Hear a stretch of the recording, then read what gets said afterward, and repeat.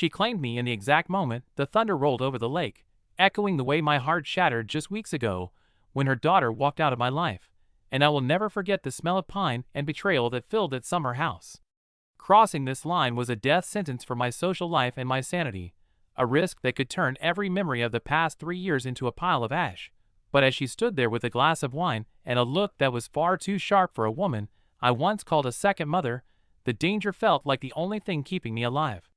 The summer house was a sanctuary of cedar and shadows, nestled on the edge of the water where the mist crawled over the shoreline like a living thing, and the air inside was thick with the scent of old wood and the dark, expensive perfume Laura always wore, a scent that used to mean safety but now felt like a predatory invitation.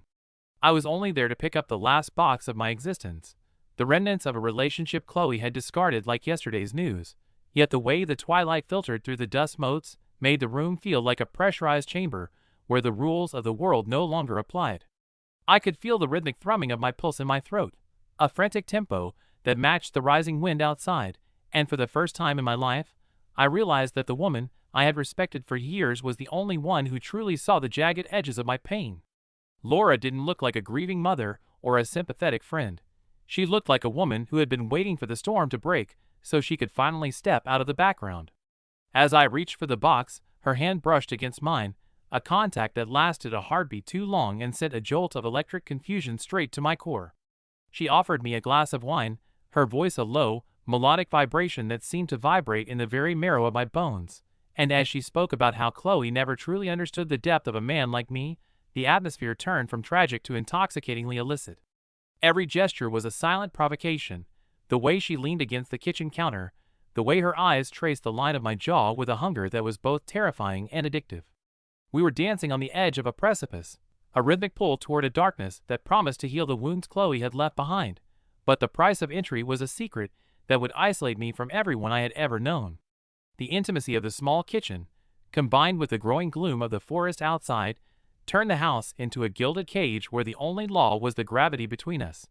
The fragile peace of our hidden moment was shattered by the sharp, persistent vibration of my phone on the wooden table, the screen illuminating Chloe's name with a rhythmic demand that felt like a scream in the quiet room.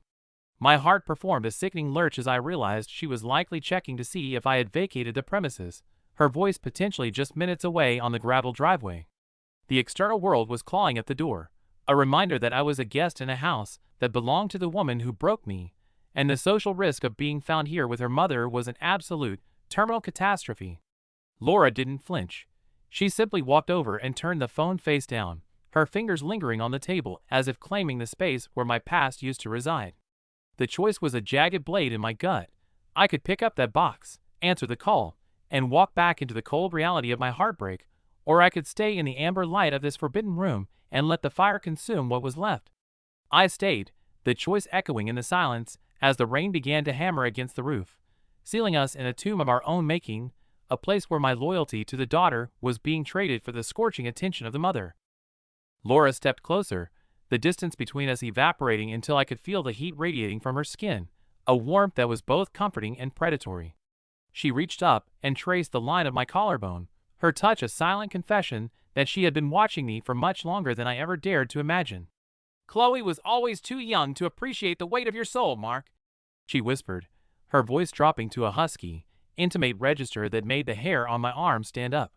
"She broke your heart, but I've always known how to fix things that she was too careless to keep." In that moment, the summer house ceased to be a place of memories and became a badge of our shared recognition, a symbol that the boundaries of family and respect had been incinerated. She walked to the front door, the heavy iron bolt clicking into place with a finality that sounded like a gavel, and then she turned back to me with a smile that promised both salvation and ruin.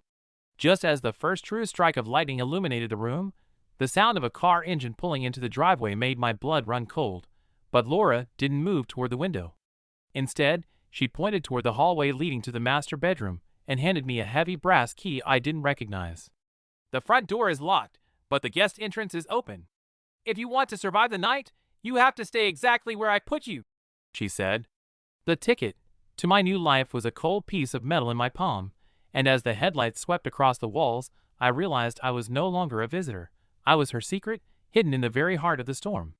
The master bedroom was a temple of silver gray silk and muted amber light, the air thick with the scent of Laura's expensive lavender candles, and the lingering humidity of the storm outside that rattled the heavy windowpanes with an aggressive, rhythmic intensity. I stood in the corner, shrouded by the heavy velvet curtains that smelled of aged dust and luxury, my heart performing a frantic, irregular rhythm against my ribs as I heard the front door slam downstairs with a violent finality that echoed through the hollow house. Chloe's voice, sharp and demanding, echoed through the floorboards, calling out for her mother with a familiarity that felt like a serrated blade in my chest, a reminder of the 3 years I had spent as a permanent fixture in this home. I was a ghost in her parents' bedchamber, a trespasser in the very sanctuary where my ex-girlfriend had been raised, and the sheer perversity of my position made the air feel thin and lethal. Every footstep Chloe took on the stairs was a countdown to my social execution, a rhythmic reminder of the price I was paying for staying in the dark with the woman who had birthed her. I looked at the polished mahogany dresser, seeing the framed photos of a happy family, a tableau of birthdays and holidays, that I was currently dismantling with every silent, shallow breath I took. The risk was no longer a theoretical concept, it was a physical presence, a cold sweat on my brow and a hollow, gnawing ache in my gut that grew as the floorboards groaned right outside the master bedroom door, signaling that my past and my present were about to collide in a devastating wreckage. The door handle turned with a slow, agonizing creak, and I held my breath until my lungs burned, watching as Laura blocked the entrance with a clinical, terrifying composure that only a woman of her standing could maintain. She was talking to Chloe, her voice a low, melodic vibration that carried a motherly authority I had never questioned before, but the way she looked back at me over her shoulder, her eyes catching the dim light, was a visceral, rhythmic assault on my senses. Chloe was just inches away on the other side of the wood, complaining about her lost passport and the unfairness of the weather, her hand likely resting on the same polished surface that separated me from my past life. Yet Laura didn't flinch or falter. She leaned against the doorframe, her fingers tracing the edge of a deep red silk scarf she had draped over the handle, a silent, improvised sign that the room was occupied and forbidden, a barrier built of cloth and lies.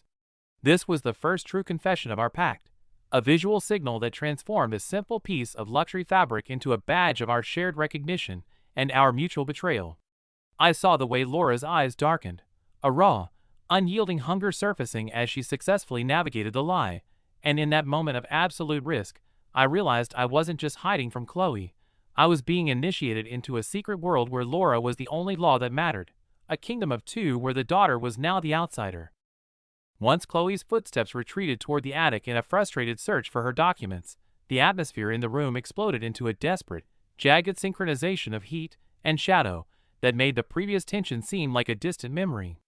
Laura turned toward me, the red silk scarf still clutched in her hand like a trophy of her deception, and as she stepped into the darkness of the curtained alcove, the world outside ceased to exist entirely. We collided with a terminal intensity, our bodies finding a language of surrender that bypassed the need for the lies we were telling the world and the guilt that should have been crushing us. Every touch was an act of rebellion, a slow and deliberate unraveling of the boundaries that had kept me safe and moral until this midnight.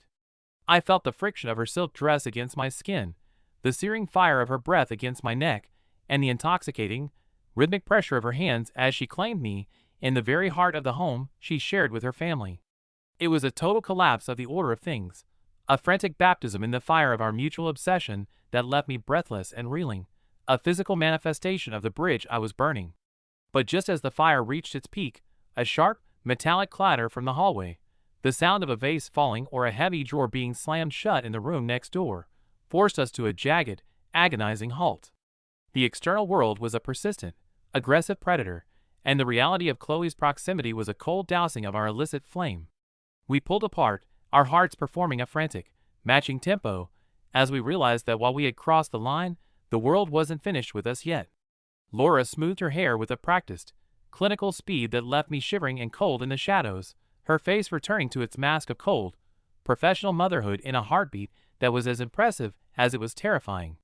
She took the red silk scarf and pressed it into my hand, the fabric still warm from the heat of her skin, its meaning having shifted from a simple accessory to a sacred contract of our hidden life, a physical piece of the secret I now held. "She's going to stay the night, Mark," she hissed, her voice a husky, melodic vibration that promised both salvation and a long dark descent into the abyss of our shared secrets. She's too upset to drive back in the storm, and I need to keep her close to keep her from wandering into the yard and questioning why your car is still hidden in the old barn behind the overgrown hedges. The risk of being trapped here for the next 12 hours was a physical weight, a suffocating pressure that turned the luxury of the master bedroom into a gilded tomb where I would have to wait for the light. She leaned in for one last, bruising second, her lips ghosting over my ear in a way that made my blood boil despite the fear. Tomorrow, 5 in the morning. The boathouse at the edge of the pier. If you can make it there through the mist without waking the house, I'll show you why the rest of the world and the woman downstairs no longer matter. She vanished out the door, the click of the lock sounding like a gavel, leaving me alone in the dark with a red silk scarf and the terrifying knowledge that our next meeting would be the one that either saved us or burned us both to the ground. The 5 a.m. mist was a thick, suffocating shroud that tasted of stagnant lake water and cold, metallic secrets, clinging to the skeletal remains of the pier like a translucent veil that refused to lift. I moved through the overgrown grass toward the boathouse, every rhythmic crunch of the frosted earth sounding like a gunshot in the oppressive silence of the dawn, my heart performing a frantic, irregular tempo against my ribs that seemed to vibrate through the very soles of my shoes. I had escaped the main house through the servants' entrance, bypassing Chloe's room where she lay sleeping, a woman I had once loved, now reduced to a ghost in the background of a much more dangerous reality. The boathouse loomed out of the fog, a weathered structure of silver-tinted cedar and rotting timber that groaned under the weight of the rising tide, smelling of gasoline, wet wood, and the intoxicating, dark lavender of Laura's presence. The atmosphere was a pressurized chamber of unsaid words and forbidden intent, where the cold air of the lake had no power to cool the fever of the secret I was carrying. I reached the heavy wooden door, my fingers trembling as I gripped the red silk scarf in my pocket, the fabric a constant reminder of the boundary I had incinerated in the master bedroom just hours before. I was 23, a man who had traded his future for a shadow, and as I stepped into the dim, amber light of the boathouse, the realization of my total surrender felt like a physical weight, a terminal debt I was finally ready to pay in full. The fragile silence of the morning was shattered by the sudden, violent glare of a high-powered floodlight from the main house's upper balcony, cutting through the mist like a cold, judgmental eye that scanned the shoreline with predatory precision. I froze against the rough wood of the boathouse wall, my breath hitching in my throat as I realized the shadow in the study wasn't Chloe. It was her father, Marcus, who had returned from his trip hours earlier than expected. The midpoint strike of our near exposure was a visceral, jagged jolt of adrenaline that turned my blood to ice. The beam of light swept across the pier, missing my feet by a fraction of an inch, illuminating the swirling fog in a way that made the entire landscape feel like a hall of mirrors where there was nowhere to hide. I had to choose. I could retreat into the dense woods, vanish into the darkness, and walk away from this madness forever, saving my name and my dignity at the cost of the woman waiting inside. Or I could cross the open pier, exposing myself to the light and the risk of total social execution, to reach the only person who truly saw the jagged edges of my soul. I chose the fire. I sprinted across the final 10 feet of the pier, my silhouette a brief, dark blur against the illuminated mist, and dove into the shadows of the boathouse just as the light settled on the door handle. The price was my absolute loss of safety. I was no longer just a guest or a nephew. I was a criminal in the heart of their empire. Laura grabbed me the moment I stumbled into the dark interior, her hands cold and trembling. But her gaze was a scorching, unyielding revelation that made the air between us catch fire despite the freezing dampness of the room. She didn't scold me for the risk. She didn't ask about Marcus. Instead, she looked into my eyes with a raw, visceral recognition that obliterated the last of my rational defenses, her fingers digging into the fabric of my damp shirt with a possessive intensity. "I knew you wouldn't turn back," she whispered, her voice a low, melodic vibration that seemed to travel straight through my skin and into my marrow, marking the first true confession of the destiny she had curated for us. "You've always belonged to the dark side of this family, Mark. You were never meant for her." It was a verbal signature on a contract of betrayal, an intimate hint that the past 3 years were merely a prologue to this collision. I pulled out the red silk scarf, the object that had once been a tool of secrecy to block a bedroom door, but as she took it from my hand and wrapped it around her own wrist, pulling me closer until our breaths merged into a single, rhythmic synchronization, the symbol changed its meaning entirely. It was no longer a veil. It was a badge of recognition, a tether that signified I was now a citizen of her hidden world, bound by a secret that could incinerate everything we both owned. We succumbed to the pressure of the moment, the rhythmic lapping of the waves beneath the floorboards mirroring the frantic, desperate synchronization of our bodies as we sought shelter in one another's fire. It was a silent, visceral rebellion against the man with the flashlight and the daughter in the upstairs bedroom, an act of defiance that turned the humid air of the boathouse into a localized furnace. Every touch was an indelible mark, a slow and deliberate unraveling of the social order that had kept us apart, leaving us both breathless and reeling in the gray dawn. As the sun began to bleed through the fog, casting a pale, sickly light across the water, Laura pulled back, her expression returning to that mask of cold, professional composure that I found both impressive and terrifying. She reached into the pocket of her coat and produced a heavy brass key, not to the house, but to an apartment in the city I had never seen. "The summer house is a tomb now, Mark," she hissed, her eyes reflecting the cold light of the morning. "Meet me here tomorrow at noon. If you don't come, I'll tell Chloe everything myself, and we can both watch as the world burns." She pressed the ticket into my palm, the metal biting into my skin, leaving me alone in the damp silence with a key to a new life and the terrifying knowledge that I could never go back. The cold, clinical hum of the city apartment was a jarring contrast to the damp, rotting wood of the boathouse, but the tension vibrating in the air was even more lethal. I sat on the edge of a designer leather sofa, watching the rain streak down the floor-to-ceiling windows of the high-rise, while my phone performed a final, frantic dance on the coffee table. My parents had called 6 times. My best friend, who was Chloe's brother, had sent a dozen messages asking why I hadn't shown up for the final presentation of our senior architectural project, the culmination of 4 years of work that was supposed to secure my future. With a hand that felt disconnected from my body, I reached out and held the power button until the screen went black, effectively silencing the only life I had ever known. I was making a sacrifice that couldn't be undone, throwing away my degree and my reputation for a woman who was currently pouring 2 glasses of scotch in the kitchen with a terrifying, silent composure. I had lied to everyone, told them I was sick, told them I needed space. But the truth was that I was a prisoner of a secret that had become my only reality. The silence that followed the phone's deactivation was heavy and absolute, a terminal choice that left me with no bridge back to the shore of my old life. Laura walked into the living room, her silk dress rustling with a sharp, rhythmic sound that seemed to echo the pounding in my ears. She didn't look like the poised, untouchable mother of my ex-girlfriend anymore. Her eyes were rimmed with exhaustion, and the mask of the perfect socialite had finally cracked, revealing a raw, haunted loneliness that made the breath catch in my throat. She sat down beside me, the scent of dark lavender and expensive tobacco clinging to her like a second skin, and for the first time, she opened up about the wreckage of her own existence. "Marcus doesn't love me, Mark. He owns me," she whispered, her voice a low vibration that carried the weight of a decade of silent misery. "The divorce papers have been sitting in my safe for 3 years, but I was too afraid of the scandal, too afraid of what it would do to Chloe's image of a perfect family. But when I saw you, really saw you, I realized I was just waiting for someone who wasn't afraid to burn the house down just to feel the heat." She wasn't just my ex's mother anymore. She was a woman who had been buried alive in a gilded cage, reaching out for the only hand that didn't care about the gold. This confession was a visceral, rhythmic assault on my heart, turning our illicit desire into a shared, terminal mission of survival. But the sanctuary of the apartment was an illusion, a glass box that was already being shattered by the world outside. The external danger became a physical reality when a single, high-resolution photograph was slid under the door, the white paper a stark contrast against the dark hardwood floor. I picked it up, my blood turning to ice as I saw the grainy but unmistakable image of my car hidden behind the overgrown hedges of the boathouse, with my silhouette clearly visible through the glass. Someone had been watching. Someone had seen everything. "It's Marcus's driver," Laura hissed, her face turning a sickly shade of pale as she stared at the photo. "He's been his eyes and ears for years.